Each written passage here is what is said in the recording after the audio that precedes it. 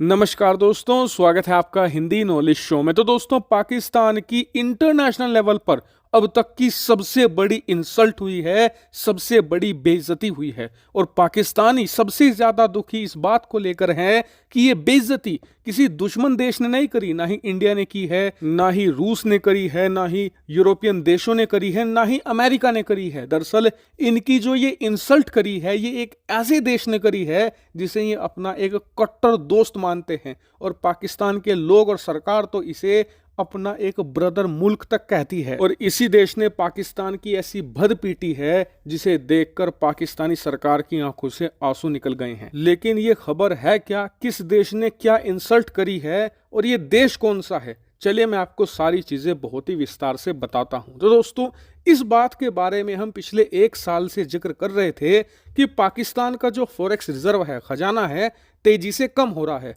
अब से 2-3 दिन पहले भी मैंने आपको अपडेट दिया था कि इनका खजाना $4 बिलियन से भी कम हो चुका है। और आने वाले समय में स्थिति ये पैदा होगी कि पाकिस्तान दूसरे देशों से जो सामान खरीदता है या फिर जो दूसरे देशों से सर्विस लेता है, उसकी वो पेमेंट नहीं कर पाएगा। पाकिस्तान डिफॉल्ट कर जाएगा और पाकिस्तान एक दिवालिया देश घोषित होगा।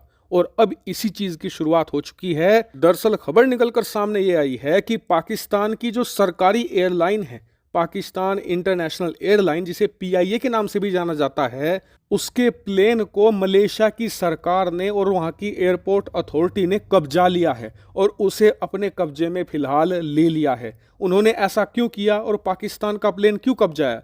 दरअसल इसके पीछे कारण ये है कि पाकिस्तान इंटरनेशनल एयरलाइन काफी लंबे समय से मलेशिया के एयरपोर्ट का इस्तेमाल कर रही थी, वहां की सर्विसेज यूज कर रही थी। और जब ऐसा किया जाता है तो उसके बदले में आपको एक फीस उस देश को देनी होती है या फिर उस एयरपोर्ट अथॉरिटी को देनी होती है।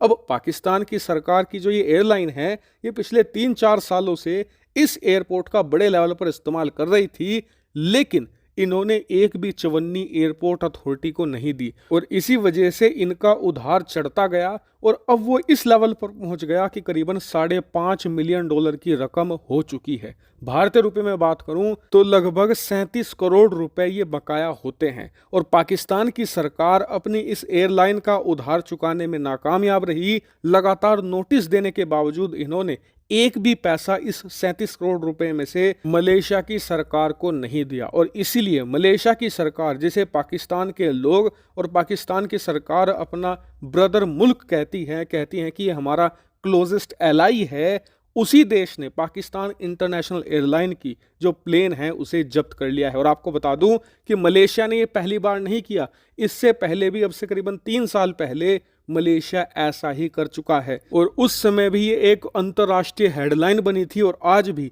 पूरी वर्ल्ड मीडिया इस पर बात कर रही है, क्योंकि एविएशन इंडस्ट्री में ऐसी घटनाएं नहीं होती कि कोई देश दूसरे देश की सरकारी एयरलाइन का जो प्लेन है उसे ही कब्जा ले, उधार ना चुका पाने के कारण।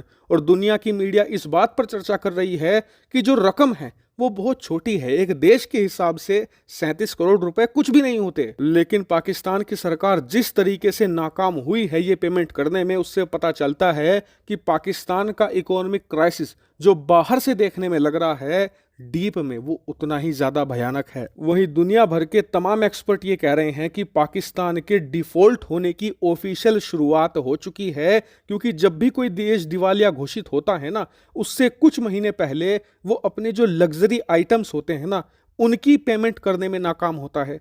उसके बाद वो रोजमर्रा का जो जरूरत का सामान है, जिसे वो दुनिया के दूसरे देशों से इंपोर्ट करता है, वो उसकी पेमेंट भी करने में नाकाम होता है। और फिर आखिरी स्टेज आता है जब वो खाने पीने की चीज, अनाज जैसी चीजों को दुनिया भर के देशों से खरीदता है लेकिन उसकी पेमेंट नहीं कर पाता। और तब होता है वो देश पूरी तरीके से दिवालिया, यानी कि फुल्ली डिफॉल्टेड। और अब देखने वाली बात तो यह है कि पाकिस्तान अपने दिवालियापन को कितने महीनों तक और घसीट पाता है।